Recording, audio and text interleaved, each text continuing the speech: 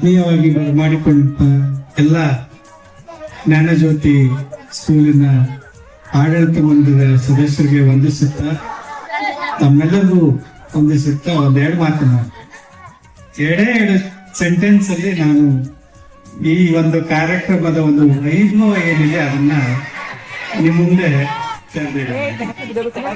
ಬೆಳಿಗ್ಗೆ ತಾವು ನೋಡಿದ್ದೀರಾ, ಪೇರೆಂಟ್ಸ್ಗೆ ಮಕ್ಕಳು ಪಾದ ಪೂಜೆಯನ್ನು ಮಾಡಿದ್ದಾರೆ. ಆ ಪಾದ ಪೂಜೆಯ ಅರ್ಥ ಏನಪ್ಪಾ ಅಂತಂದ್ರೆ ಅದು ಕರುಣೆಯ ಪ್ರಸಾದ. ತಂದೆ ತಾಯಿಗಳು ಮಕ್ಕಳಿಗೆ ತಮ್ಮ ಇಡೀ ಜೀವಮಾನವನ್ನ ಕರುಣೆಯ ಪ್ರಸಾದ ರೂಪದಲ್ಲಿ ಉಣಬಡಿಸ್ತಾರೆ. ಬೆಳಗ್ಗೆಯಿಂದ ಸಾಯಂಕಾಲದವರೆಗೂ ತಂದೆ ತಾಯಿಗಳಿಗೆ ಮಕ್ಕಳ ಬಗ್ಗೆನೇ ಚಿಂತೆ ಇರುತ್ತೆ. ಹಾಗಾಗಿ ಈ ಶಾಲೆಯಲ್ಲಿ ಆ ಮಕ್ಕಳಿಗೆ ಒಂದು ಸಂಸ್ಕಾರದ ಬೀಜವನ್ನ ಬಿತ್ತುತ್ತಾ ಇದ್ದಾರೆ.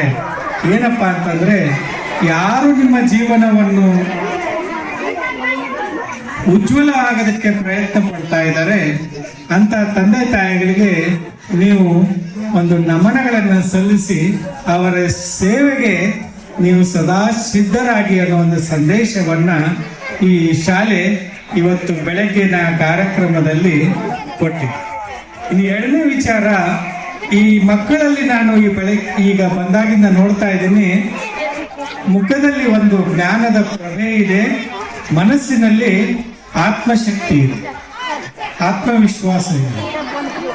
ಜೀವನಕ್ಕೆ ಬೇಕಾಗಿರೋದು ಜ್ಞಾನದ ಬಲ ಮತ್ತೆ ಆತ್ಮವಿಶ್ವಾಸದ ಬಲ. ಅವೆರಡನ್ನೂ ಕೂಡ ಈ ಜ್ಞಾನಜ್ಯೋತಿ ಸ್ಕೂಲು ಮೊದಲಿನಿಂದ ಮಾಡ್ತಾನೆ ಬರ್ತಾರೆ. ಹಾಗಾಗಿ ಇಲ್ಲಿ ಓದುವ ಪ್ರತಿಯೊಂದು ವಿದ್ಯಾರ್ಥಿಗಳಿಗೆ ನಾನು ಆ ಒಂದು ಕಾಂಗ್ರ್ಯಾಚುಲೇಷನ್ಸ್ ಅಂತ ಒಂದು ಅಭಿನಂದನೆಗಳನ್ನು ಸಲ್ಲಿಸ್ತೀನಿ.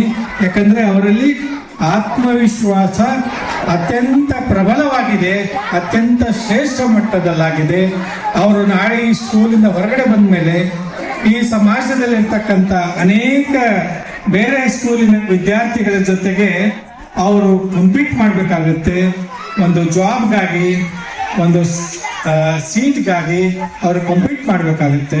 ಅಂತ ಸಂದರ್ಭದಲ್ಲಿ ಅವರನ್ನ ಕಾಪಾಡುವುದು ಈ ಶಾಲೆಯ ಸಂಸ್ಕೃತಿ, ಇಲ್ಲಿ ಕೊಟ್ಟಿರ್ತಕ್ಕಂಥ ಈ ವಿದ್ಯೆ, ಇಲ್ಲಿ ಅನೇಕ ರೀತಿಯ ಒಂದು ವಿದ್ಯಾರ್ಥಿಗಳಿಗೆ ಸಹಾಯ ಆಗತಕ್ಕಂಥ ಶಿಕ್ಷಣವನ್ನು ಕೊಡ್ತಾ ಇದ್ದಾರೆ.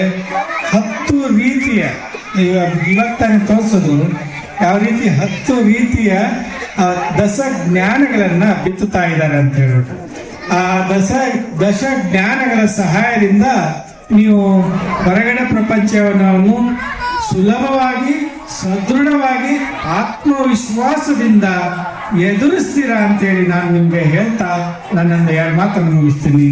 ಧನ್ಯವಾದ.